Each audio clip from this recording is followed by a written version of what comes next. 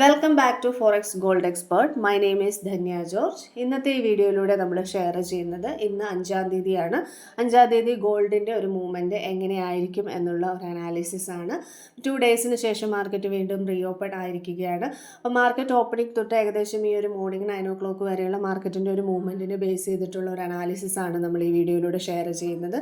ഇതൊരു education purpose video മാത്രമാണ്. ഇതുപോലെ തന്നെ മാർക്കറ്റ് മൂവ് ചെയ്യണമെന്ന് യാതൊരു നിർബന്ധവുമില്ല. അപ്പോൾ ട്രേഡ് ചെയ്യുന്ന ആളുകൾക്ക് ഒരു റെഫറൻസിന് വേണ്ടി മാത്രം യൂസ് ചെയ്യാവുന്ന ഒരു വീഡിയോ ആണ് ഇത്. ട്രേഡ് ചെയ്യുന്നത് എപ്പോഴും സ്വന്തം റിസ്കിലായിരിക്കും. ഈ വീഡിയോ നോക്കി ട്രേഡ് ചെയ്ത് എന്തെങ്കിലും തരത്തിലുള്ള ലോസോ കാര്യങ്ങളോ വന്നിട്ടുണ്ടെങ്കിൽ നമുക്ക് യാതൊരു റെസ്പോൺസിബിലിറ്റിയും ഉണ്ടായിരിക്കുന്നതല്ല. അപ്പോൾ ഇന്നത്തെ ഒരു മാർക്കറ്റ് മൂവ്മെൻറ്റ് എന്ന് പറയുന്നത് കഴിഞ്ഞ ദിവസം, അതായത് ലാസ്റ്റ് ഫ്രൈഡേ മാർക്കറ്റ് ക്ലോസ് ചെയ്തിരിക്കുന്നത് 4333-ലാണ്. അതായത് വലിയൊരു ഹ്യൂജ് സെല്ലിന് ശേഷം നമ്മൾ കഴിഞ്ഞ തവണ പറഞ്ഞതുപോലെ തന്നെ ഫ്രൈഡേയിലെ മൂവ്മെൻറ്റ് ഏകദേശം ഓൾമോസ്റ്റ് കറക്റ്റായിട്ട് തന്നെയാണ് മൂവ് ചെയ്തിട്ടുണ്ടായിരുന്നത്.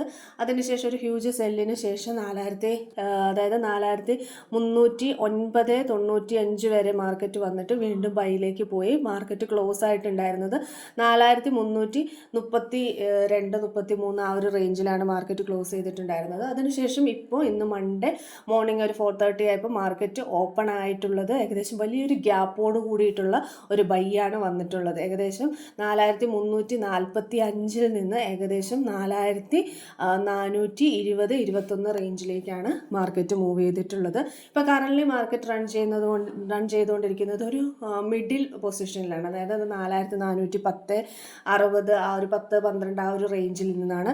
അവിടെ നിന്നൊക്കെ ഒരു റിജക്ഷൻ വരുന്ന ഒരു ഏരിയയാണ്. അതുകൊണ്ട് തന്നെ മാർക്കറ്റ് വളരെയധികം കൺഫ്യൂസ്ഡ് ആയിട്ടാണ് നിലവിൽ റൺ ചെയ്തുകൊണ്ടിരിക്കുന്നത്. നിലവിൽ ഓവറോൾ മാർക്കറ്റ് ട്രെൻഡ് എന്ന് പറയുന്നത് ബൈ ആണ്. പക്ഷേ എപ്പോൾ വേണമെങ്കിലും വലിയൊരു റിജക്ഷൻ ഉള്ള ഒരു സാധ്യതയുണ്ട്. അതുകൊണ്ട് തന്നെ വളരെ കെയർഫുള്ളായിട്ട് മാത്രം ട്രേഡ് ചെയ്യാനായിട്ട് ശ്രമിക്കുക. കാരണം 4418, 20, 21 ഏരിയകളൊക്കെ നല്ലൊരു റിജക്ഷൻ സോണാണ്. അതിനുശേഷം മാർക്കറ്റ് മൂവ് ചെയ്യുകയാണെങ്കിൽ നമുക്കൊരു റിജക്ഷൻ കിട്ടാൻ സാധ്യതയുള്ളത് 4428, 30, 32 റേഞ്ചിലാണ്. അവിടെ നിന്ന് മാർക്കറ്റ് വീണ്ടും മൂവ് ചെയ്യുകയാണെങ്കിൽ പിന്നെ നമുക്കൊരു റിജക്ഷൻ കിട്ടുക 4444, 46, 48, 50 റേഞ്ചുകളിലാണ്. അവിടെ നിന്ന് മാർക്കറ്റ് വീണ്ടും ബൈയിലേക്ക് പോയിട്ടുണ്ടെങ്കിൽ വലിയൊരു രീതിയിലുള്ള ബൈയിലേക്ക് പോകാനുള്ള സാധ്യതകളുണ്ട്. അപ്പോൾ ഇപ്പോൾ തന്നെ മാർക്കറ്റ് ഏകദേശം ഓപ്പൺ ചെയ്തതിന് ശേഷം ഏകദേശം ഒരു 78 പോയിൻറ്റോളം ബൈയിലേക്ക് തന്നെയാണ് മൂവ്മെൻ്റ് ഉള്ളത്. അതുകൊണ്ട് തന്നെ പെട്ടെന്ന് വളരെ വേഗത്തിലൊരു റിജക്ഷനൊക്കെ വരാനുള്ള സാധ്യതകൾ വളരെയധികം കൂടുതലാണ്. അപ്പം നിലവിലത്തെ ഒരു മാർക്കറ്റ് വെച്ചിട്ട് നമുക്കൊരു സ്കാൽപ്പിംഗ് ട്രേഡൊക്കെയാണ് കുറച്ചും കൂടി ഈസി ആയിട്ടുണ്ടാവും. വളരെ നല്ലൊരു കൺഫർമേഷൻ കിട്ടിയതിന് ശേഷം മാത്രമേ നമ്മൾ ഏത് ട്രേഡ്സ് ആയാലും പ്ലേസ് ചെയ്യാനായിട്ട് പാടുള്ളൂ. അതായത് ബൈക്കും സാധ്യതയുണ്ട്, അതുപോലെ തന്നെ സെല്ലിനും ഈക്വലി സാധ്യതകളുണ്ട്. പക്ഷെ അത് എവിടെ വരെ പോയതിന് ശേഷമായിരിക്കും സെല്ല് വരിക എന്നുള്ളത് ചാർട്ട് കറക്റ്റ് നോക്കിയതിന് ശേഷം നമ്മളുടെ ഒരു പെർഫെക്റ്റ് സ്ട്രാറ്റജി ഓരോരുത്തരുടെയും അനുസരിച്ച് വന്നതിന് ശേഷം മാത്രം ട്രേഡ് ചെയ്യാനായിട്ട് ശ്രമിക്കുക. ഹൈ റെസിസ്റ്റൻസ് ഏരിയ നമ്മൾ ഓൾറെഡി പറഞ്ഞു കഴിഞ്ഞു. അതുപോലെ തന്നെ ഏറ്റവും ഹൈ ആയിട്ടുള്ള ഒരു സപ്പോർട്ട് ഏരിയ, അതായത് നമുക്കൊരു ബൈ പ്ലേസ് ചെയ്യാൻ പറ്റുന്നൊരു വളരെ വലിയൊരു സപ്പോർട്ട് ഏരിയ എന്നൊക്കെ പറയുന്നത് ഇപ്പോഴത്തെ ഒരു ലോവർ സപ്പോർട്ട് ഏരിയ എന്ന് പറയുന്നത് ഒരു 4388-90 റേഞ്ചാണ്. അത് ബ്രേക്ക് ചെയ്തിട്ടുണ്ടെങ്കിൽ ഏകദേശം 4382, 78, 76 റേഞ്ചുകളിലൊരു ബൈക്ക് സാധ്യതയുണ്ട്. അവിടെയും ബ്രേക്ക് ചെയ്ത് മാർക്കറ്റ് വീണ്ടും ഡൗൺ ആവുകയാണെങ്കിൽ പിന്നെ നമുക്കൊരു സാധ്യതയുള്ളത് 4362, 58 ആ ഒരു റേഞ്ചിലാണ്. അവിടെ നിന്ന് വീണ്ടും മാർക്കറ്റ് വന്നു കഴിഞ്ഞാൽ നമുക്ക് കുറച്ചുകൂടി സ്ട്രോങ് സപ്പോർട്ട് ഏരിയകൾ കിട്ടാനുള്ള സാധ്യതയുണ്ട്.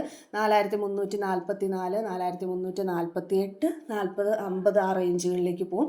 പിന്നെ അതിലും താഴേക്ക് വരികയാണെങ്കിൽ നമുക്ക് 4332, 28 ആ ഒരു റേഞ്ചൊക്കെ നമുക്ക് സ്ട്രോങ് സപ്പോർട്ട് ഏരിയ ആണ്. അതായത് ഫ്രൈഡേയും അതുപോലെ തന്നെയുള്ളൊരു മൂവ്മെൻ്റ് ആയിരുന്നു. അപ്പോൾ അതൊക്കെ സ്ട്രോങ് സപ്പോർട്ട് ഏരിയ ആണ്. പക്ഷേ അത്രയും വലിയൊരു സെല്ലിലേക്കൊക്കെ മാർക്കറ്റ് പോവുക കൂടുതലും ഈവനിങ് ടൈം ആയിരിക്കും. കാരണം ഇപ്പം ഡേ ടൈം ഒരു ബൈയിൽ അങ്ങോട്ടും ഇങ്ങോട്ടും ഒക്കെ ആയിട്ട് നിൽക്കാനുള്ള സാധ്യതകളാണ് കൂടുതലുള്ളത്.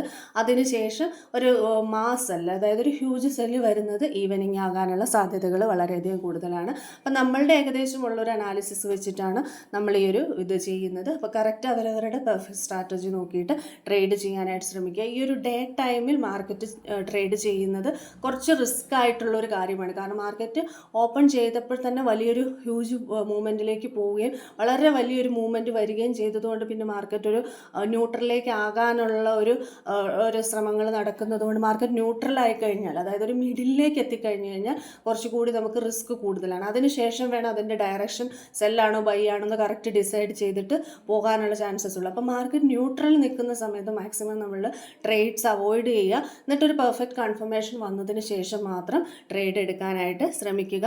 നമ്മളുടെ മാർക്കറ്റ് അനാലിസിസ് ചാനലിലാണ് നമ്മൾ ഗോൾഡിൻ്റെ അപ്ഡേറ്റ്സ് കൊടുക്കുന്നത്. താല്പര്യമുള്ളവർക്കൊക്കെ കോൺടാക്ട് ചെയ്തിട്ട് ജോയിൻ ചെയ്യാവുന്നതാണ്. നമ്മുടെ ഫ്രീ ചാനലിൻ്റെ ലിങ്ക് ഈ വീഡിയോയുടെ ഡിസ്ക്രിപ്ഷനിൽ കൊടുക്കുന്നുണ്ട്. താല്പര്യമുള്ളവർക്ക് അതിൽ ജോയിൻ ചെയ്ത് കോൺടാക്ട് ചെയ്താൽ മാർക്കറ്റ് അനാലിസിസ് ഗ്രൂപ്പിൻ്റെ ഡീറ്റെയിൽസ് ലഭിക്കുന്നതാണ്. പുതിയൊരു വീഡിയോ ആയിട്ട് നമുക്ക് വീണ്ടും കാണാം. താങ്ക്